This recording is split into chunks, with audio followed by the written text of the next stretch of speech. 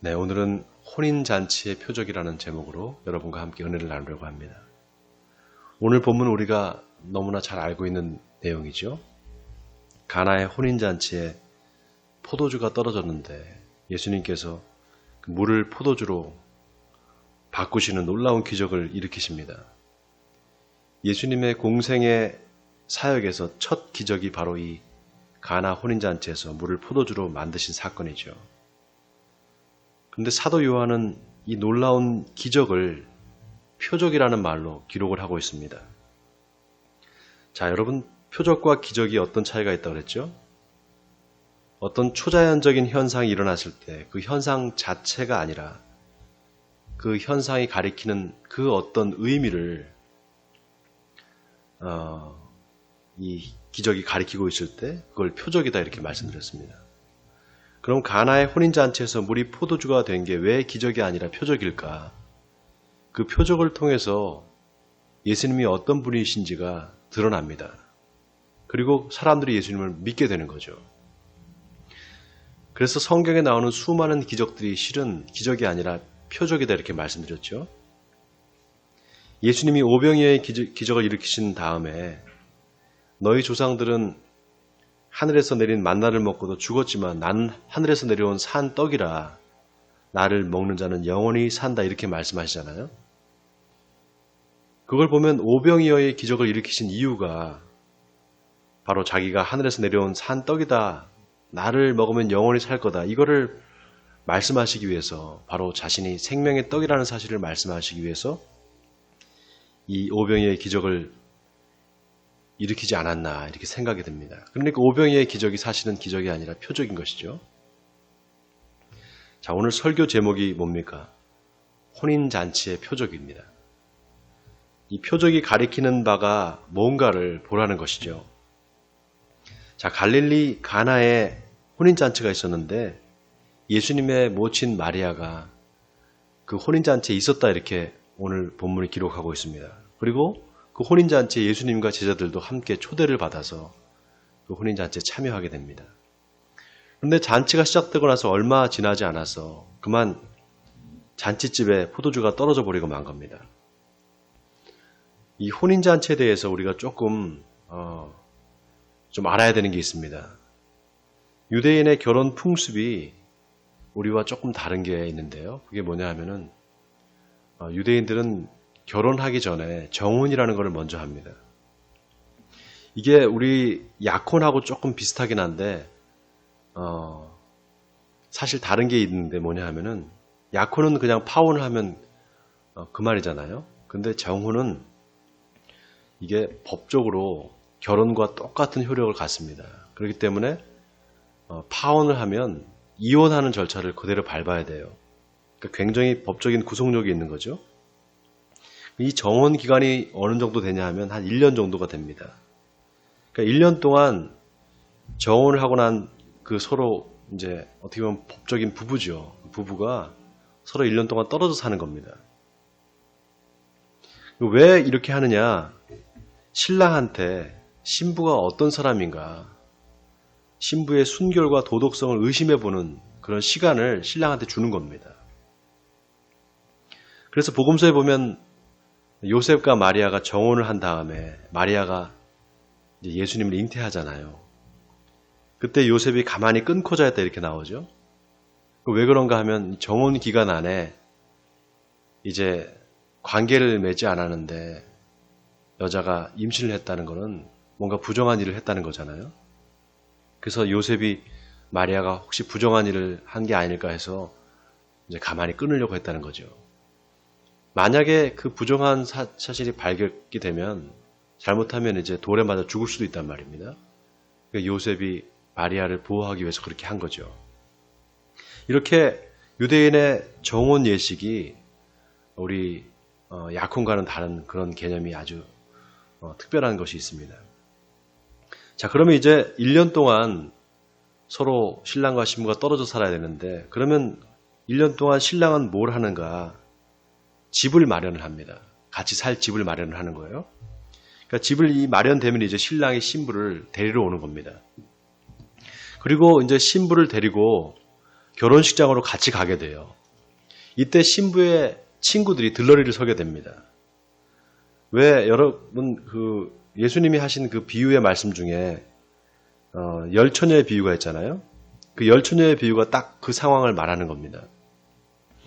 이제 신부 친구들이 신랑을 기다리다가 더디 오니까 다 이게 잔단 말이죠. 10명의 처녀들이.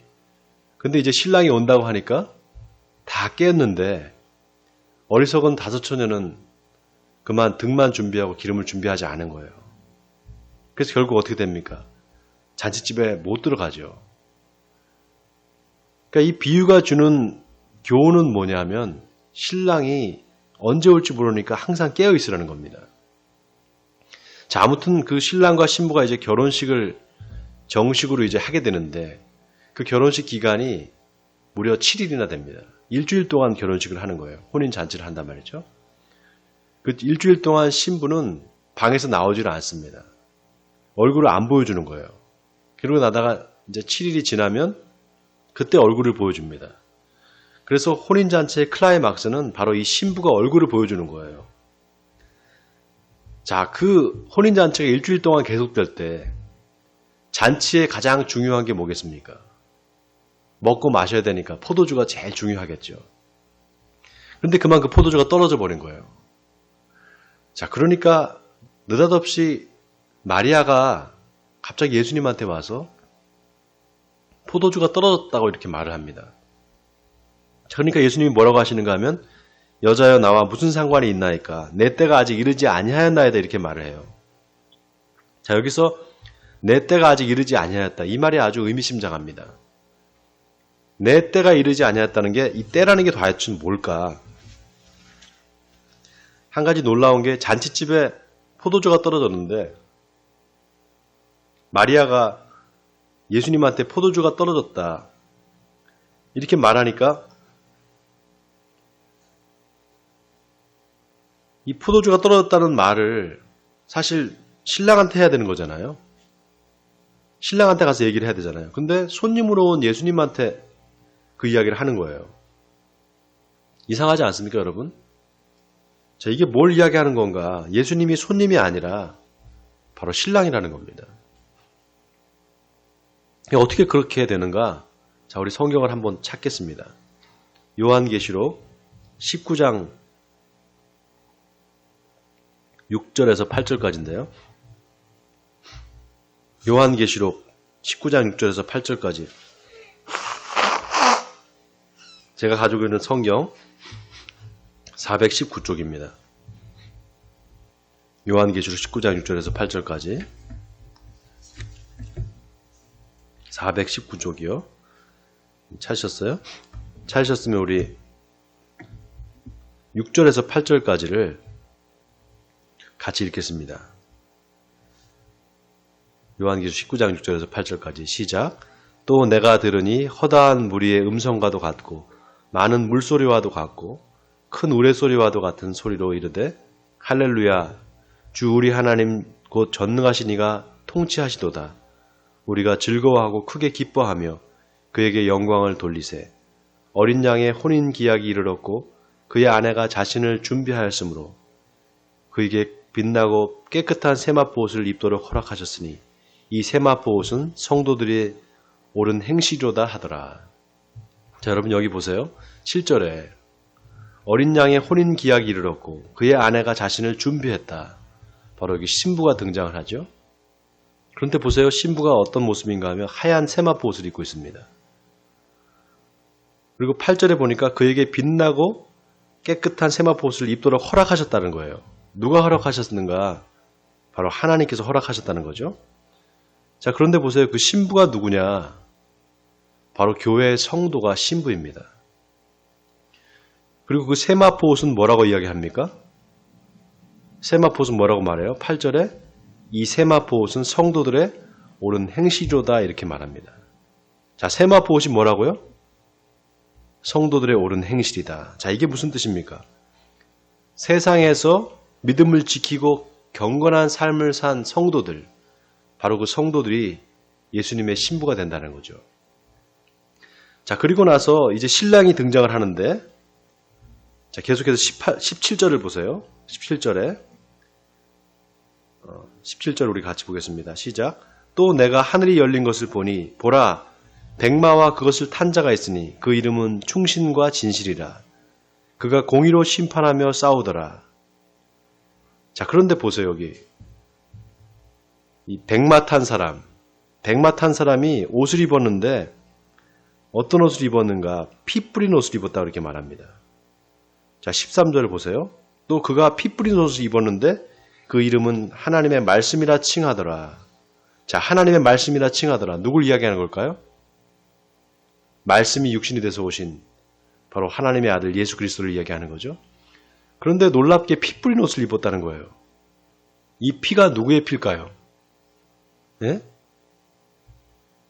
예수님의 피가 아니라 악인들의 피입니다. 자, 놀라운 게 15절을 보세요. 그가 친히 하나님 곧 전능하신 이의 맹렬한 진노의 포도주 틀을 밟을 거다 이렇게 말을 해요. 자, 여기 진노의 포도주 틀, 여기에 밑줄을 치세요. 진노의 포도주 틀이라는 게 뭐냐? 여러분, 포도주를 만들 때 어떻게 만듭니까? 포도를 따가지고 포도주 틀에다가 넣고 발로 밟는 거예요. 그러면 포도가 으깨지면서 옷에 포도물이 듭니다. 자, 예수님이 그렇게 포도를 밟아버리듯이 그렇게 악인들을 심판하실 거라는 이야기입니다. 그러니까 그 포도가 마치 터져서 포도물이 들 때 그것처럼 시뻘겋게 포도물이 든 것처럼 그렇게 악인들의 피가 그 옷에 묻겠다는 거예요. 묻는다는 겁니다. 그래서 붉은 피 뿌린 옷을 입었다는 얘기예요. 그러니까 예수님이 내 때가 아직 이르지 않았나이다 이 말이 그냥 하신 말씀이 아닌 겁니다. 아직 내가 세상을 심판할 때가 이르지 않았다 이 말이 하신 거예요. 자, 이제 다시 오늘 본문으로 돌아와서 예수님이 내 때가 아직 이르지 아니하였나이다 하니까 마리아가 기다렸다는 듯이 하인들한테 너에게 무슨 말씀을 하시든지 그대로 하라 이렇게 말을 합니다. 자, 이제 6절을 보세요. 그리고 나서 이제 6절을 보세요. 6절에 보니까 거기에 유대인의 정결 예식을 따라 두세 통 드는 돌 항아리 6이 놓였는지라 이렇게 말합니다. 자, 여기 유대인의 정결 예식이라는 게 뭘까? 특별한 게 아니라 물로 몸을 씻는 거를 정결 예식이라고 그래요. 유대인들은 밖에 외출했다가 돌아오면 반드시 손발을 씻었습니다. 식사할 때도 손을 씻었어요. 특별히 하나님께 예배드릴 때는 반드시 씻어야 됐습니다. 그런데 이게 단순히 더러움을 씻는다는 의미가 아니라 그 이상의 의미가 있어요. 바로 죄를 씻는다라는 종교적인 의미가 있는 겁니다. 자, 그 정결 예식에 쓰는 돌 항아리 6개에다가 예수님이 물을 다 갖다 부어라, 물을 채워라 이렇게 말하니까 하인들이 항아리 아귀까지 다 물을 채웁니다. 그리고 나서 예수님이 이제 연회장에게 갖다 줘라 그래요. 그러니까 하인들이 갖다 주는데 놀랍게 그 물이 변해서 포도주가 되는 거예요.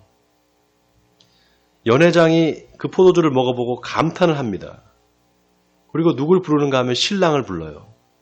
그리고는 사람마다 먼저 좋은 포도주를 내고 취한 후에 낮은 것을 내거늘 그대는 지금까지 좋은 포도주를 두었다 이렇게 칭찬을 합니다. 자, 여러분 여기 연회장이 뭐 하는 사람인가 하면은 결혼 예식을 주관하는 사람이에요. 이 연회장한테 포도주를 갖다 주니까 그 연회장이 먹어보고 감탄하면서 신랑을 부른 거예요. 왜 신랑을 불렀을까요? 포도주가 떨어졌는데 갑자기 놀라운 그 아주 양질의 포도주가 나오니까 이게 어떻게 됐나? 신랑이 새로 줬구나.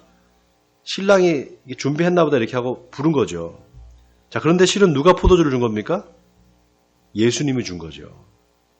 그러니까 이건 은근히 사도 요한이 지금 신랑이 누구냐?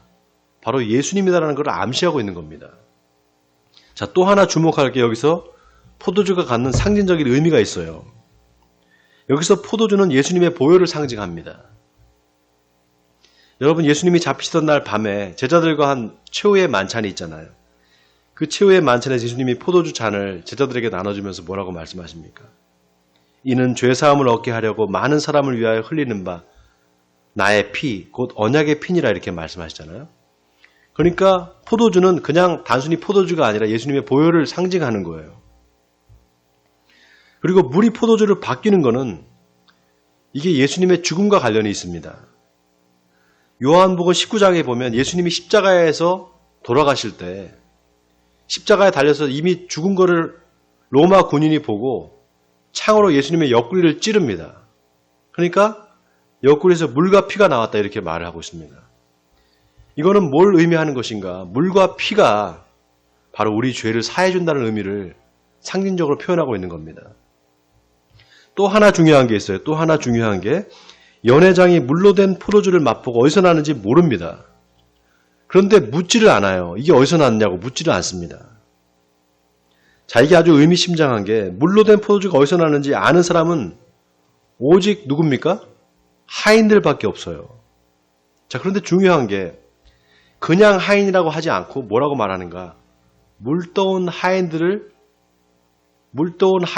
알더라 이렇게 말합니다. 여러분 이게 중요합니다. 자, 포도주가 떨어졌어요. 그럼 어떻게 해야 됩니까? 빨리 어디 가서 포도주를 구해와야 되잖아요. 그런데 마리아가 예수님이 무슨 말을 하든지 그 말을 들으라 이렇게 말을 했어요. 그러니까 예수님이 6개의 돌 항아리에 물을 다 채우라 그랬단 말이죠. 근데 여러분 한번 생각해 보세요. 얼마나 황당한 이야기입니까? 물을 채워서 뭐 하려는 거지? 아마 하인들이 그렇게 생각하지 않았겠어요? 물을 떠오면서도 속으로는 지금 내가 뭐 하는 거지? 이렇게 아마 의심을 했을 겁니다. 근데 아무튼 예수님이 시키는 대로 마리아가 이야기한 대로 예수님이 시키는 대로 한 거예요. 그러니까 어떻게 됩니까? 물이 포도주가 되는 놀라운 기적을 경험하게 된 겁니다. 자, 여기서 사도 요한이 뭘 이야기하고 싶은가? 이게 중요해요. 왜 우리가 예수님을 믿으면서 기적을 경험하지 못하는가라는 겁니다. 지금 사도 요한이 우리에게 던지는 질문이 그거예요. 왜 우리는 예수님을 믿는데 우리 일상에서 기적을 경험하지 못하는가 이 말이에요. 그 원인이 뭐냐? 예수님이 시키는 대로 하지 않았기 때문입니다. 예수님이 시키는 대로 안 하기 때문이에요. 그냥 예수님이 시키는 대로 하면 되는데 자기가 옳다고 생각하는 거예요. 여러분 열왕기하 5장에 보면 아람의 군대 장관이었던 나아만에 대한 이야기가 나옵니다. 나아만 장군이 문둥병자였잖아요. 나병 환자였단 말이죠.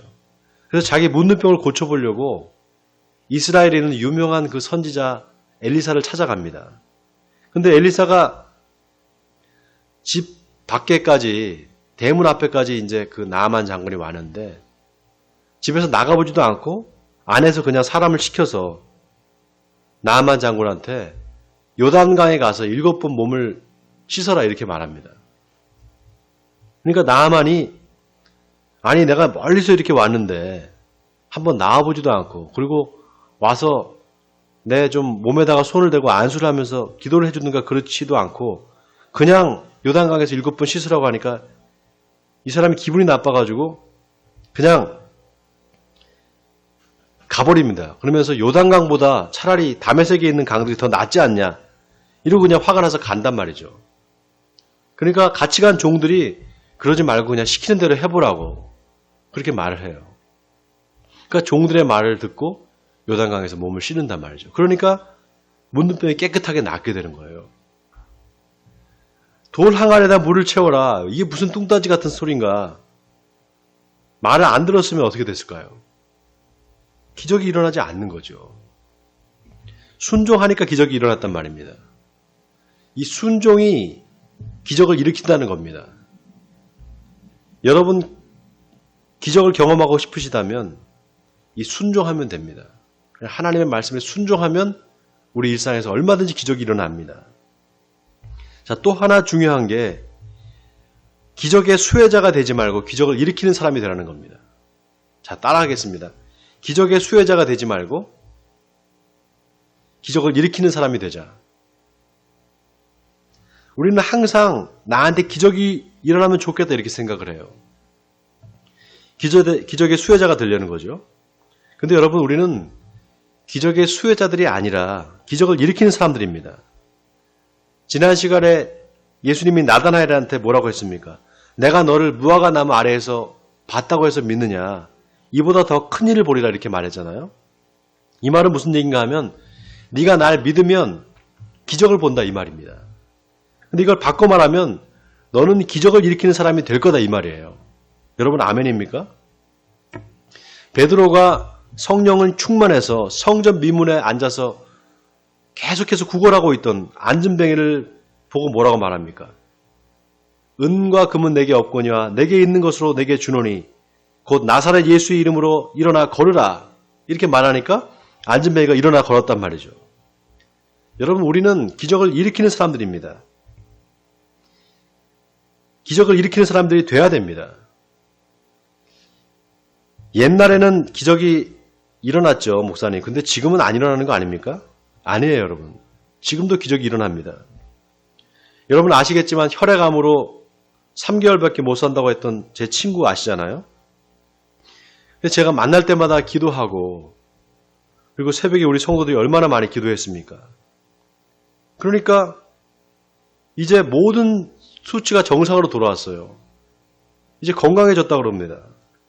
어제 그 친구하고 통화를 했는데 제가 괜찮냐고 그랬더니 괜찮대요, 자기는 이제. 그러면서 오히려 저를 걱정해요. 괜찮냐? 교회는 괜찮냐? 이렇게 물어봐요. 저는 제가 그 친구를 위해서 기도하면서 그리고 안수를 해주면서 기도를 했습니다. 나사렛 예수 이름으로 명하노니 이 나쁜 암세포는 사라질지어다 이렇게 기도를 했어요. 그러면서 솔직히 제 마음속에 이게 되겠나. 3개월밖에 못 산다는데 솔직히 의심했습니다. 그런데 놀랍게 하나님이 제 기도를 들어주신 거예요. 하나님이 낫게 해주신 겁니다. 작년 여름에 3개월밖에 못 산다고 하는 친구가 지금 너무너무 건강해졌어요. 그러니까 이게 내가 하는 게 아니라 하나님이 하시는 겁니다. 원하기는 여러분 모두 기적의 수혜자가 되려고 하지 말고 기적을 일으키는 사람이 되기를 주님의 이름으로 축원드립니다. 여러분도 아픈 사람이 있으면 주변에 손을 얹고 기도해 보세요. 여러분 중에 더 믿음이 좋은 분은 그냥 손 얹지 않고 그냥 기도해도 됩니다. 그냥 기도해 보세요. 나사렛 예수의 이름으로 명하노니 병이 나을지어다 이렇게 기도하면 여러분도 기적이 일어날 줄을 믿습니다. 자, 그런데 오늘 본문에서 우리가 한 가지 더 주목할 게 있습니다. 그게 뭔가 하면은 기적이 일어나는데 기적이 일어나고 있는데 그거를 모르는 사람들이 많았다는 거예요. 자, 보세요. 혼인잔치에 온 사람들이 다 물로 만든 포도주를 먹었습니다. 근데 그 포도주가 어떻게 만든 건지 또 누가 만든 건지 묻는 사람이 없었어요.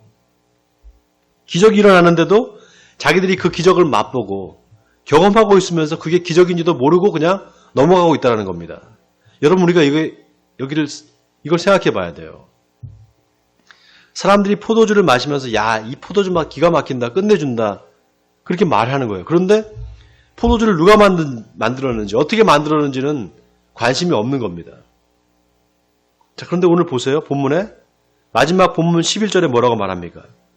예수께서 이 첫 표적을 갈릴리 가나에서 행하여 그의 영광을 나타내심에 제자들이 그를 믿으니라 이렇게 말합니다. 자, 제자들이 어떻게 예수님을 믿게 됐다고요? 예수님이 첫 표적을 행하시니까 그 표적을 보고 제자들이 믿었다라고 말합니다. 자, 오늘 본문이 우리에게 주는 메시지가 여기 있어요. 그게 뭐냐? 우리 일상에서 지금도 계속해서 기적이 일어나고 있다는 겁니다. 그런데 우리가 모르고 있다는 거예요. 여러분 사실 우리 일상의 삶이 계속적인 기적의 연속입니다. 기적이 계속 연속되는 거예요. 자, 보세요 여러분. 지금 코로나 때문에 전 세계가 다 어렵습니다. 수많은 사람들이 목숨을 잃었어요. 직장도 잃었습니다. 또 세계 도처에서 환경 제약이 일어나고 있어요. 아마 지금 이 시기가 인류 역사상 가장 힘든 때가 아닐까 싶습니다. 그런데 보세요. 이 재앙이 닥치니까 비로소 이제 알게 된 거예요. 뭘 알게 됐느냐? 전에는 당연하게 생각됐던 게 그게 당연한 게 아니었구나는 걸 알게 됩니다. 예전에 사람들과 만나서 식사했던 게 그게 당연했는데 너무 자연스러운 일인데 그게 이제 자연스러운 일이 아니라는 걸 알게 된 거예요. 그러니까 이게 당연한 거였는데 당연한 게 아니었구라는 걸 깨닫게 된 겁니다. 주일에 교회에 와서 찬양하고 예배드리는 게 당연한 줄 알았는데 당연한 게 아니었던 거예요, 실은. 지금 모든 게 이전과는 다른 삶으로 살아야 됩니다, 우리가. 기가 막힌 일이 벌어지고 있는 거예요. 그런데 이 코로나 사태를 통해서 전에 우리가 누리고 있던 이 일상이 사실은 다 기적이었구나. 그게 당연한 게 아니었구나라는 생각을 하게 됩니다. 이제 많은 사람들이 코로나 이전으로 돌아갈 수 없다라고 말합니다. 이제 계속 마스크를 써야 되고 이제 사람들한테 가까이 가는 것도 겁이 나서 계속 2m, 3m 멀리는 이제 앞으로 5m씩 이렇게 거리를 뛰어야 된다. 이런 이야기가 나옵니다. 온통 부정적인 이야기뿐이에요. 근데 여러분, 저는 하나님 이때를 허락하신 데에는 그만한 이유가 있다고 생각합니다. 뭔가 우리에게 말씀하고 싶은 게 있는 거예요. 그게 도대체 뭘까? 이제 마지막 어린 양의 혼인잔치가 가까이 왔다는 겁니다. 하나님께서 우리에게 말씀하시는 것은 바로 그겁니다. 성경에 보면 유난히 예수님이 이 혼인잔치와 관련된 비유를 많이 하셨습니다. 열처녀의 비유, 또 왕이 아들을 결혼식을 하는데 사람들을 초대하는 그런 비유. 이런 혼인잔치의 비유들이 다 궁극적으로는 계시록에 나오는 요한계시록 19장에 나오는 어린 양의 혼인잔치를 예표하고 있는 겁니다. 여러분 놀라운 게 뭔지 아세요? 유대인의 결혼 풍습이 우리와 다른 게 정혼 기간이 있다고 그랬잖아요. 그 기간이 끝나야 이제 정식 결혼식을 한단 말이죠. 그런데 그 정혼 기간에 뭘 해야 되느냐? 신부는 순결을 지켜야 돼요. 결혼식까지 순결한 신부가 돼서 신랑을 기다려야 됩니다. 여러분 재미있는 게 뭔지 아세요? 요한복음 14장에 보면 예수님이 제자들한테 너희는 마음에 근심하지 말라. 하나님을 믿으니 또 나를 믿으라. 내 아버지 집에 거처할 곳이 많도다. 그렇지 않으면 너희에게 일렀으리라. 내가 너희를 위하여 거처를 예비하러 가노니 가서 너희를 위하여 거처를 예비하면 내가 다시 와서 너희를 내게로 영접하여 나 있는 곳에 너희도 있게 하리라 이렇게 말씀하셨어요. 여러분 놀라운 게 정혼을 할 때 있잖아요. 신랑이 신부한테 포도주를 한 잔 따라줍니다. 그러면 신부가 그 포도주를 마시면은 이제 정혼이 된 거예요. 결혼 법적인 부부가 된 겁니다. 그러면서 신랑이 다시 이제 집으로 돌아가요. 집으로 돌아가면서 뭐라고 하냐면 내가 당신과 살 집을 마련하고 다시 올 테니까 그때까지 기다리세요. 이렇게 말합니다. 내가 다시 오겠다 약속을 하는 거예요. 이게 유대인의 정혼식입니다. 그러니까 예수님이 너희는 마음에 근심하지 말라. 하나님을 믿으니 또 나를 믿으라. 내 아버지 집에 거할 곳이 많도다. 내가 너희를 위하여 거처를 예비하러 가느니 가서 너희를 위하여 거처를 예비하면 다시 내가 와서 너희를 데려가겠다. 영접하러 내가 오겠다. 이렇게 말씀하신 거 이게 신랑 신부가 결혼을 하고 나서 신랑이 신부를 떠나면서 내가 다시 오겠다는 말과 똑같은 겁니다. 이게. 더 놀라운 게 뭔지 아세요? 정혼을 하고 나서 1년 정도 지나서 이제 결혼식을 하잖아요. 정식 결혼식을. 근데 정확하게 1년이 지난 그 날에 하는 게 아니에요. 그 날짜를 아무도 모릅니다. 더 걸릴 수도 있어요. 더 짧아질 수도 있고. 그러니까 신랑이 언제 올지를 아무도 몰라요. 누가 아느냐? 오직 신랑의 아버지만 압니다. 왜냐하면은 그 집을 아들과 함께 예비하는 분이 바로 그 신랑 아버지입니다.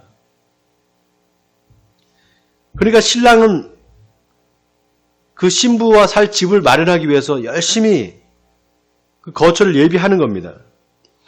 그 동안에 신부는 어때요? 신랑이 언제 올지 모르기 때문에 오늘 오나 내일 오나 계속해서 기다리는 거예요.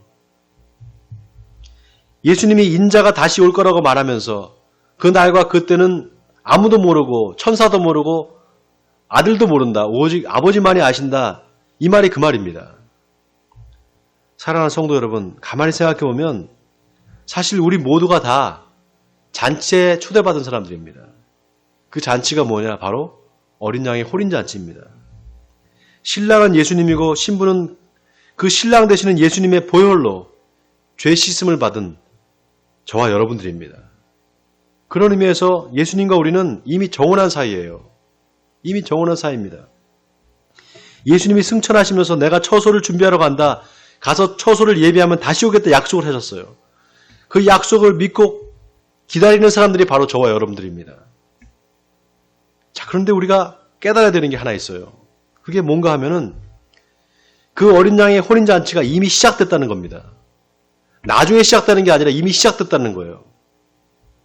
그런데 문제는 잔치에 초대받은 사람들이 포도주를 마시면서도 그 포도주가 어디서 났는지 물어보는 사람이 없다라는 거예요. 여러분 잘 들으세요. 여러분 보십시오. 오늘 본문에 포도주가 어디서 났는지 아는 사람이 있는가 하면 전혀 그 사실을 모르는 사람이 있습니다. 똑같이 포도주를 마시고 있는데 누가 압니까? 예수님의 말씀에 순종하는 사람만 그 포도주가 어디서 나는지 압니다. 이 말은 무슨 말인가? 예수 그리스도를 믿는다고 하지만 우리가 그 주님의 말씀 안에서 누리는 삶을 못 살고 있다는 거예요. 왜냐? 관심이 없기 때문에, 또 하나님의 말씀에 순종하지 않기 때문에 그 기적을 우리가 기적인지도 모르고 그렇게 넘어가고 있다는 겁니다. 사랑하는 성도 여러분, 오직 말씀에 순종하는 사람만이 물이 포도주가 되는 비밀을 압니다. 오직 순종하는 사람만이 물이 포도주가 되는 비밀을 알고 있어요. 그 사람이 누구냐? 일상에서 늘 기적을 경험하는 사람인데, 일상에서 자기가 기적의 수혜자가 아니라 기적을 일으키는 사람들이 되는 그 사람들이 바로 그 비밀을 아는 사람들입니다. 바로 하나님의 말씀을 믿고 순종하는 사람, 그 사람이 어린 양의 혼인잔치를 즐길 수 있는 사람입니다. 그리고 그런 사람만이 영원한 어린 양의 혼인잔치에 들어가게 될 줄 믿습니다. 원하기는 여러분이 바로 그런 사람들이 되기를 주님의 이름으로 간절히 축원드립니다.